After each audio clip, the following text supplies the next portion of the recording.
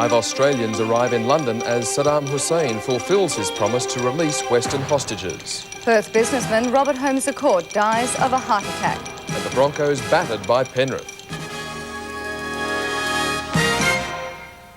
Good evening. Good evening.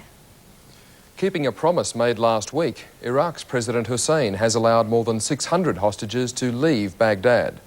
Mostly women and children, the group includes 5 Australians. Tonight, all are resting in London after an 8-hour flight to freedom. The Australians are Erica Masters, Adelaide grandmother Edith Puckridge, Caroline Hugevorst, Kim Hepworth, and a woman whose name hasn't been released by the Department of Foreign Affairs. They were among 600 hostages, mostly women and children, who left Baghdad today on 2 flights, one to London, the other to Germany. Each had been warned, don't publicly criticise the Iraqis. I must say that the Iraqi people have been genuinely very concerned for our welfare and have done all in their power to help us. But even at the end, there were delays, a 5-hour wait at the airport, and more problems with Iraqi paperwork. No, I'm not going to do it again. Not going to do it again. Mixed with the joy of leaving was concern for the husbands and fathers being left behind. Nobody knows what will happen to them as Saddam Hussein pursues his human shield policy. How do you tell a 4-year-old? So Daddy's at work, isn't he? Only the thought of reunions with other family members kept the spirits up. In the Middle East, Peter Harvey, National 9 News. After 4 weeks as hostages in the Gulf, the Iraqi jumbo touched down at Heathrow. Only then would those on board allow themselves to finally believe they were safe. Taxiing to a private terminal, officials from the Foreign Office went aboard for the scheduled debriefing. American politician Jesse Jackson was one of the first out. Then came the smiles of the 284 others who'd regained their freedom here. Obviously tired after their long delay and even longer flight, weary children carried by their mothers, some still dressed for the desert from where they were snatched and held as guests of Saddam Hussein. Anxious relatives were let through to greet them. Some, like the 5 Australians aboard, will have to wait for their reunions, but they are overjoyed just the same. Unfortunately, after a week in the safety house, we were out looking for food, and that's when we were caught in a roadblock. Can you tell us how you were caught? Oh, very easy. Stop, come this way, and 30 troops descended on our car. And where were you taken? To a number of places, first to a police station, then to a military base. 2 police stations and then a military base. And we were not interrogated but asked questions, and it was very basic questions, and we kept saying, Australian, Australian, you no want Australian. And they said, no, you can go, you can go. But unfortunately we couldn't go, and after 3 different installations we went to the Regency Palace Hotel in Kuwait. Whether this is the first flight of many, no one really knows. Australian officials in London have no confirmation of any other Australians due out soon, but they're hoping others may be able to leave on British Airways and Virgin flights still on standby here at Heathrow. Warren Clark, National 9 News, London. Back home, the families of the freed hostages have been overwhelmed by the news. But despite the tears of relief, serious concern remains for those left behind.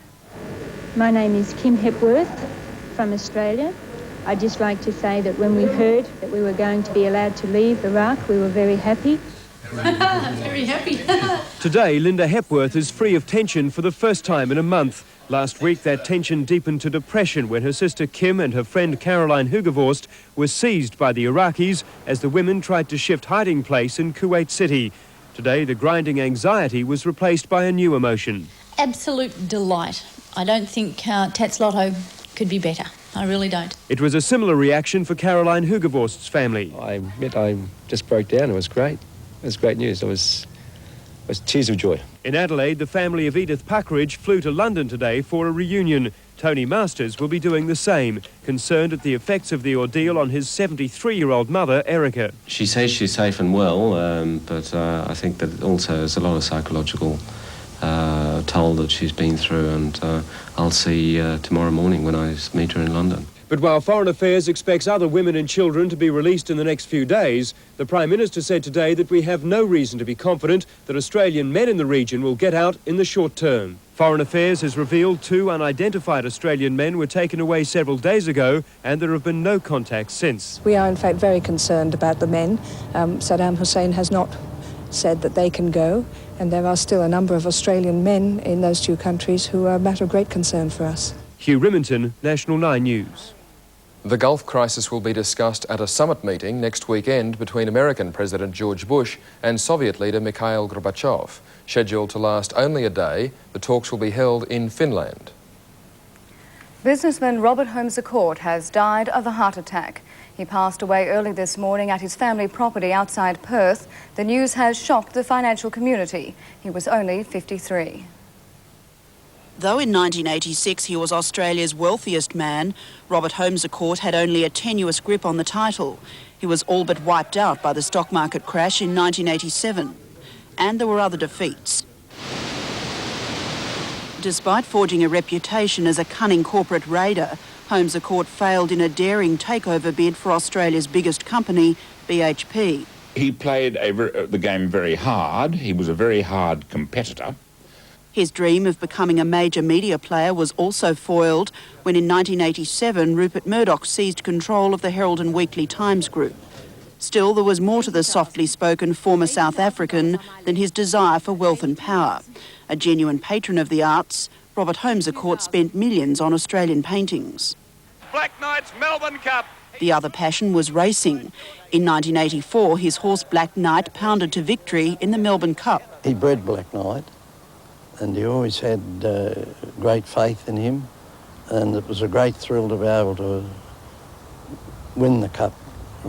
In recent years, Holmes spent nearly every weekend relaxing at Heytesbury, his stud farm near Perth. His death last night of a heart attack has shocked his family and close friends. Was that he was a man of integrity and honesty. Survived by his wife Janet and 4 children, Holmes will be remembered as a kind man who rarely complained about his troubles. Sandra Falloon, National 9 News. In the news ahead, 1 man dead after an overnight shooting in Brisbane. And 2 men survive a light plane crash.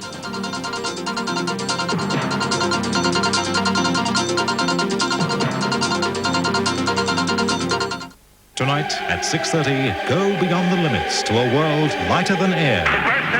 In Channel 9's outstanding new series, Reaching for the Skies. Anything you can do, better by Beaker. I can do better, better by Beaker. Anything you can do, better by Beaker. I can do too, I can do too. Anything you can do, I can do better. Anything you can do, better than you. Anything you can do, I can do better than you. I can do anything better than you. Anything you can do, I can do better than you. I can act, taste, and do anything too, better by Beaker. There's one luxury car that's running circles around the others. With the German Quattro all-wheel drive system, with a German fully galvanized body shell, and with sensible German prices starting from around $40,000.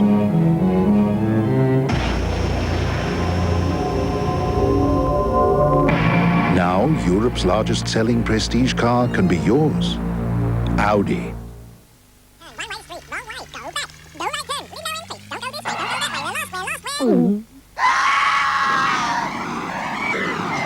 It's a Brisbane tradition, get the latest edition. You can lost without your gregories. Get into Tyre Power's warehouse stock blowout for these earth-shattering savings.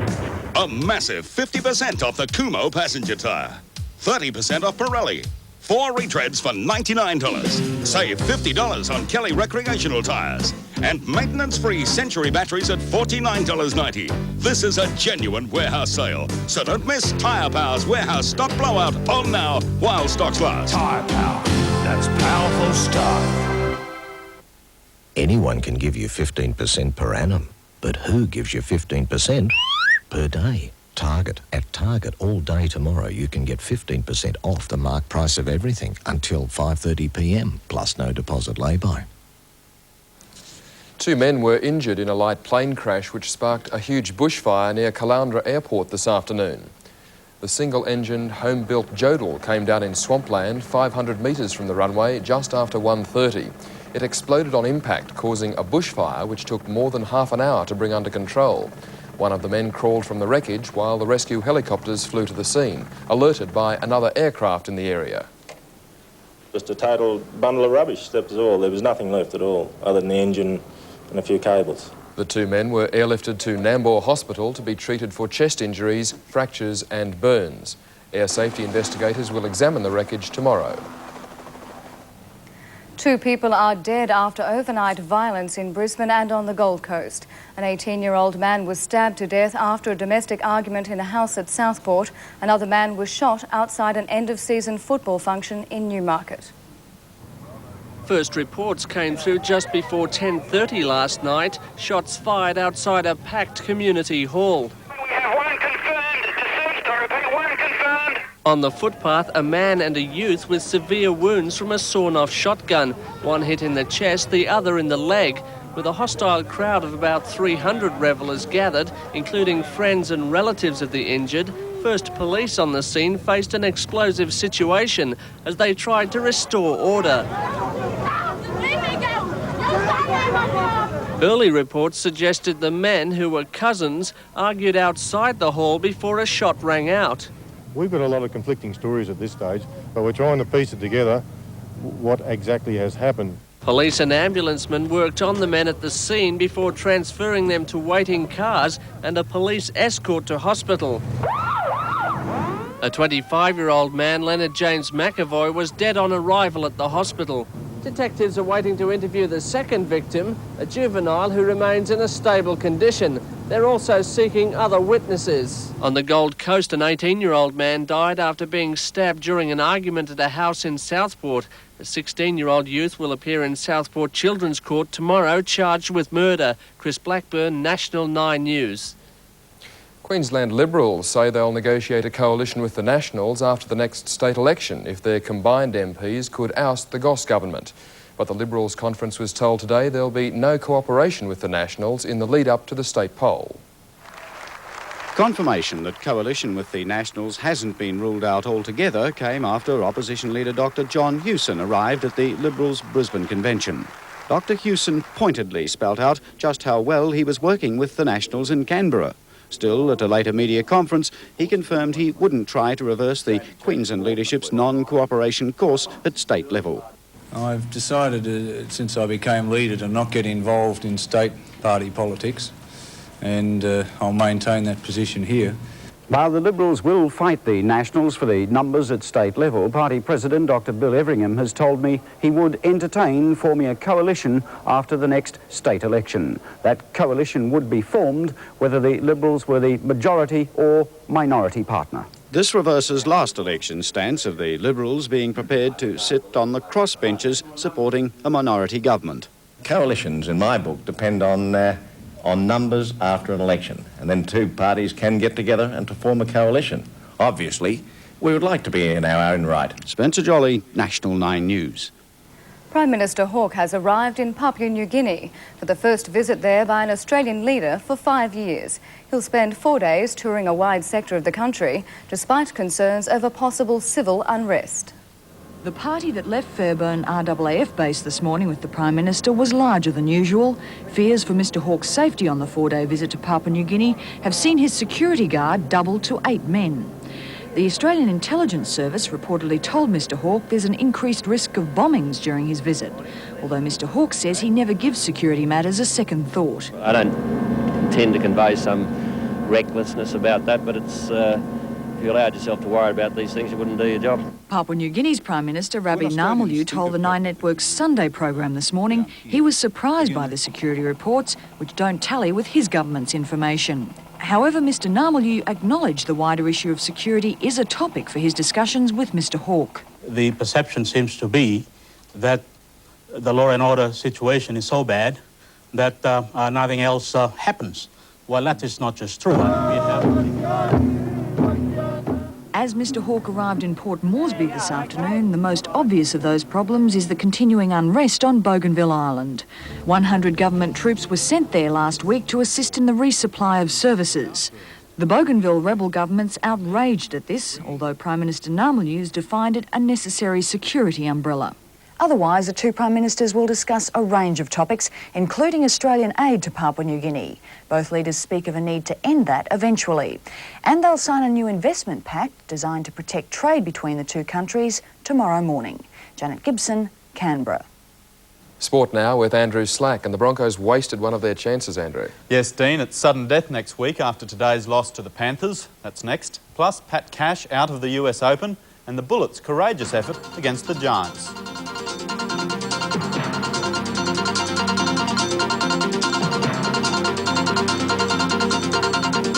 Powerful, electrifying, William Hurt, and in an Oscar-winning role, Marlee Matlin, for the first time, Children of a Lesser God, tonight, 8:30 on 9.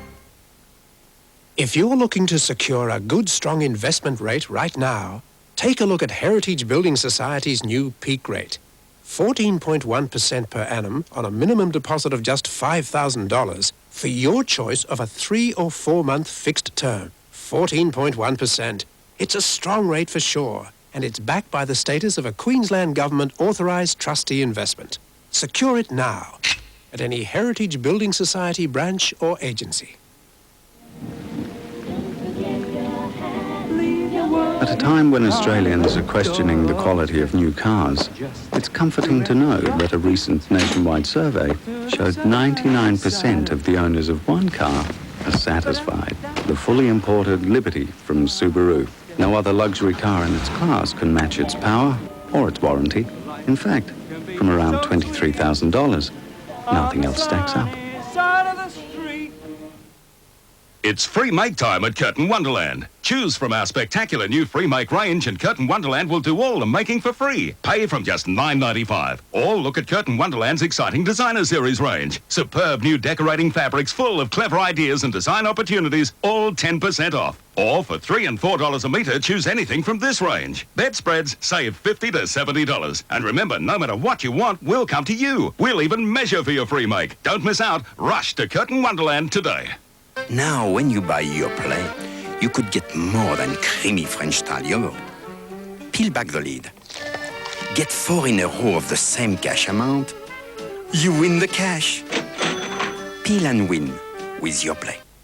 This looks like Kraft cheese spread, but 60 seconds in the microwave and it becomes Kraft cheese sauce. Mmm, real cheese. Kraft cheese spread or Kraft cheese sauce. The difference is just 60 seconds. The Broncos' first appearance in the Sydney Rugby League semi-finals turned out to be one they'd rather forget. Up against Penrith in the major preliminary semi, the Broncos never recovered from a sluggish start and lost 26-16. The electronic screen kept the crowd entertained, but the biggest reaction came when Wally Lewis was caught breaking his diet. Soon after striding onto the Sydney Football Stadium for their first taste of finals football, the Broncos conceded a couple of stupid penalties and Greg Alexander made them pay dearly. They go through themselves. Alexander scored the first try. 7 minutes later, Brad Izzard used his bulk to steamroll his opponent, Kevin Walters. A knee injury ended Colin Vandervoort's semi-final prematurely, but his teammates rallied. Long passes by Alexander and Fittler gave McIndoe a clear run to the line. For McIndoe, yes, what a great try. Penrith led 18-2 and the Broncos' problems were compounded when Shearer left the field with a back injury just minutes before half-time. A minute after the break, Brisbane's luck and chances ran out as Izzard scored his second try. Touched again. Oh, and it goes straight to the hands up there of Walker. Walker's cutting his way through. He sends a pass outside and Izzard is over for the try. Down 24-2, the Broncos needed to save face for next weekend, and it came from Allen and Langer. Langer in for the try. Madison replaced Miles and sparked the Broncos' second try, which whittled the margin down to 12 points. Quarter line, he's working his way across field, still going, gets a pass outside to Renouf. Renouf is going for the corner and he's in for the try.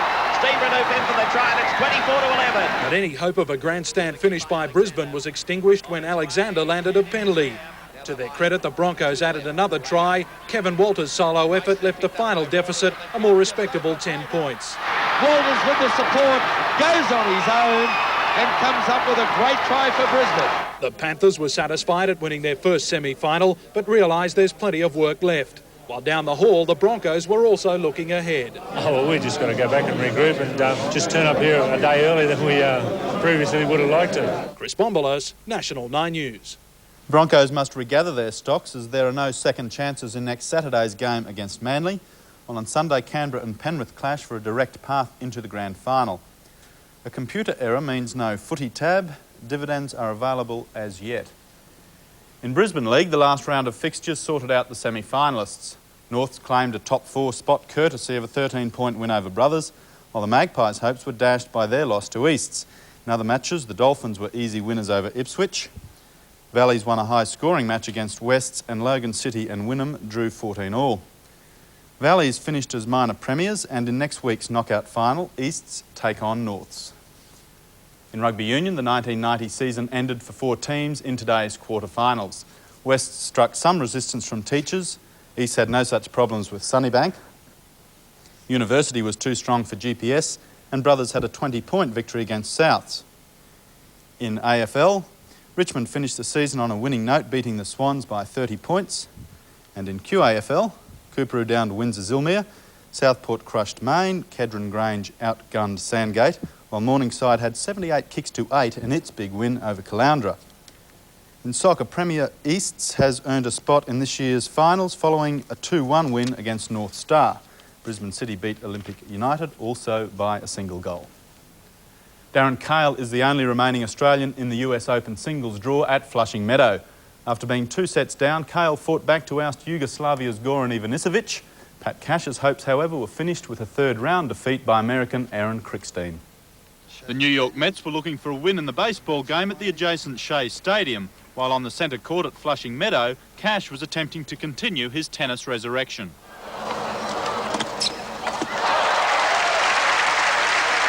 Unlucky again.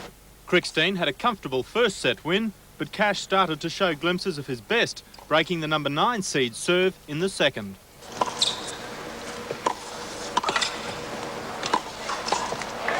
Well done.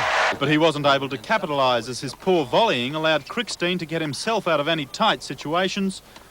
He went on to win both the second and third sets in tiebreakers.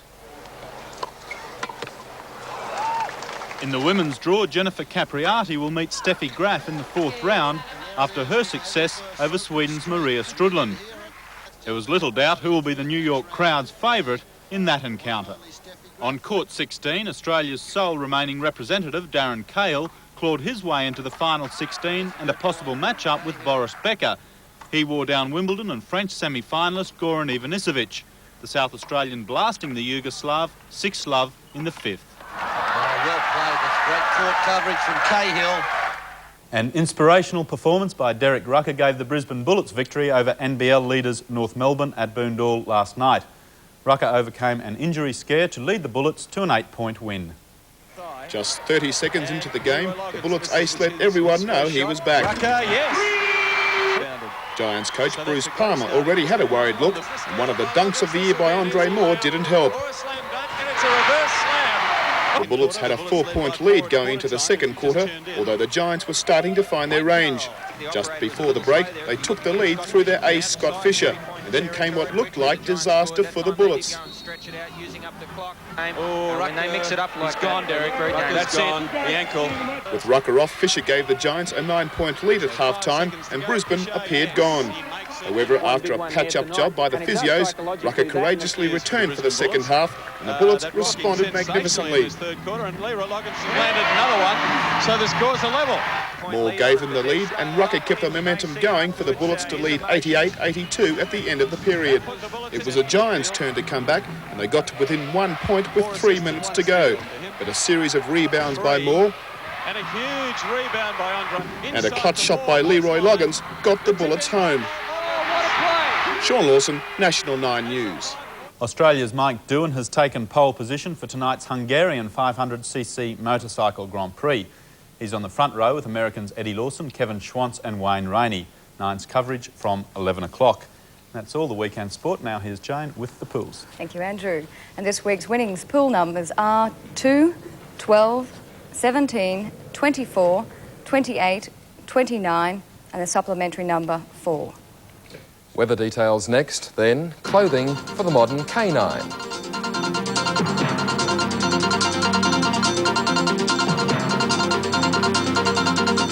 What do you feel like eating? Oh, I don't know. My chef salad? Sounds good.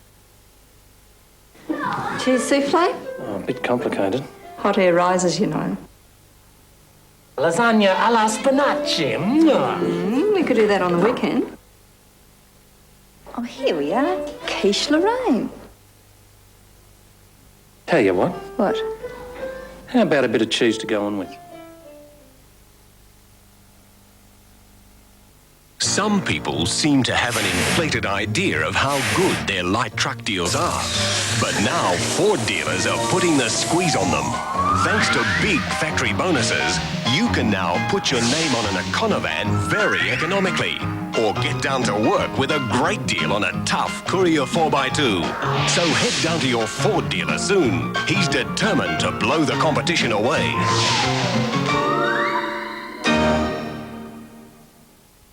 If you missed out on the last Gold Lotto Saturday Super Draw,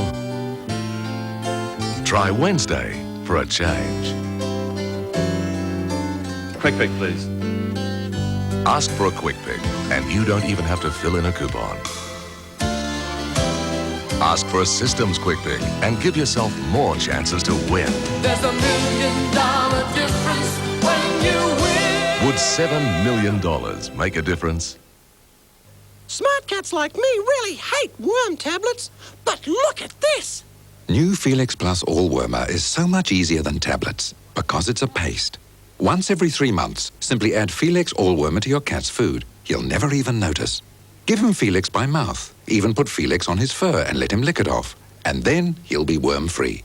New Felix Plus All-Wormer for cats from Pfizer. No more fiddly worm tablets and no more worms. Look for me on the pack. Hold your horses, honey. How about some of this oily stuff? I've got gallons of it. Black gold, Texas tea. No, thanks. I like Kraft peanut butter. It's so easy to spread, and it's never dry or oily. But all this could be yours! Stop! Now, kid! Don't be rash, kid! No! Oh, Kraft peanut butter. Smooth or crunchy, but never dry or oily. A few showers in the northeastern tropics, but mostly fine throughout the rest of the state today. Overnight in Brisbane it was 7 degrees, the high today 23. At the moment the barometer is on 1,020 and falling, humidity 34%, the airport temperature 19 degrees, 2 below average, Archerfield on 21. On the radar screen, no rain or showers visible. Onto the satellite photo, the high cloud over the north is bringing a little rain, and a cold front is visible over Victoria and a second front near the Bight. The synoptic chart, that cold front is crossing southeast Australia, followed by a high-pressure system. And tomorrow the front will move into the Tasman Sea, the high with its fine weather arriving midweek. The forecast for capital cities, fine in the Northern Territory, showers elsewhere. The northern centres of Queensland, fine weather continuing. Southeast Queensland, gusty winds but fine. On Moreton Bay, those winds will reach up to 25 knots, seas rising to 1.8 metres. The first low tide at 2:33 a.m. And the forecast for Brisbane, fine day with the light winds picking up, temperature range of 7 to 23. Ahead, the winds should ease. And that's our weather news, Dean. Thanks, Jane. People and their pets, it's said, often look alike, but to dress alike, it has to be in the name of charity. And so, for the benefit of the Small Animal Hospital, the Queensland University is presenting the Dogue Fashion Parade. There were no pauses in today's dress rehearsal for the main event next Sunday. Canine creations from Pierre Cardog and Yves St Bernard pattered down the catwalk, the only feline in this company. And the main fashion influence, fur is definitely in. That's our news this Father's Day. From all of us at National 9 News, a very good night. Good night.